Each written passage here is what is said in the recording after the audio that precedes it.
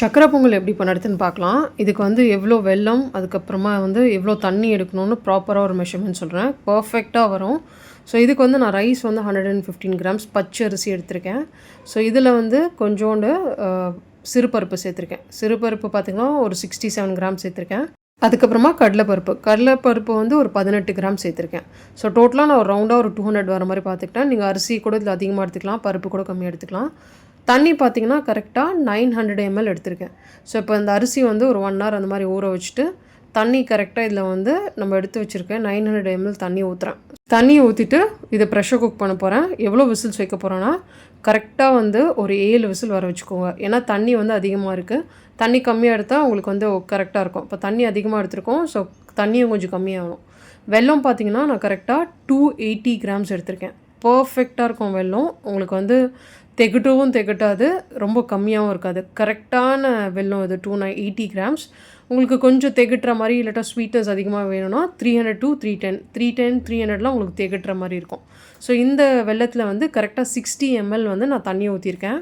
தண்ணி ஊற்றிட்டு ஸ்டவ்வில் வச்சுட்டு இந்த வெல்லத்தை நல்லா கரைக்கணும். பாகு எதுவுமே வர வேண்டாம். ஸோ இந்த வெல்லம் கரைச்சி முடித்தோடனே ப்ரெஷர் குக் பண்ணது வந்து ப்ரெஷர் ரிலீஸ் ஆகிடுச்சு.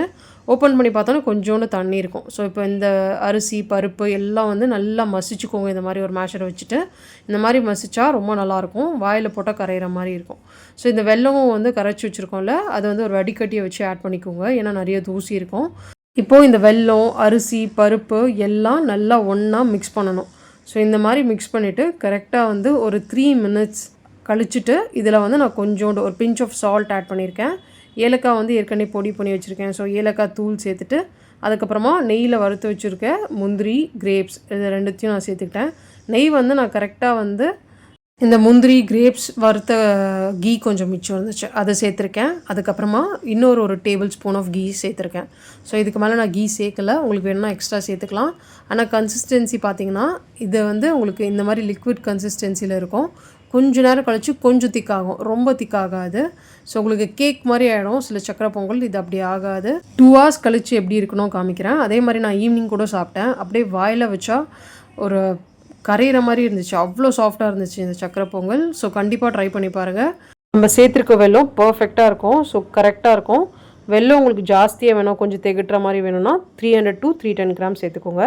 ஸோ இதுதான் சக்கரை பொங்கல். நான் 2 hours கழித்து காமிக்கிறேன் எப்படி இருக்குது பாருங்கள். நான் ரொம்ப கீ கூட யூஸ் பண்ணல. ஸோ இதுக்கு வந்து ஒரு கப் ஆஃப் கீ தேவை. நான் கம்மியாக தான் யூஸ் பண்ணேன். ரொம்ப டேஸ்ட்டாக ரொம்ப பர்ஃபெக்டாக இருக்கும். எந்த மிஸ்டேக்கும் வராது. கண்டிப்பாக ட்ரை பண்ணி பாருங்கள். ட்ரை பண்ணிவிட்டு எப்படி வந்துச்சுன்னு கண்டிப்பாக கமெண்ட்டும் பண்ணுங்கள்.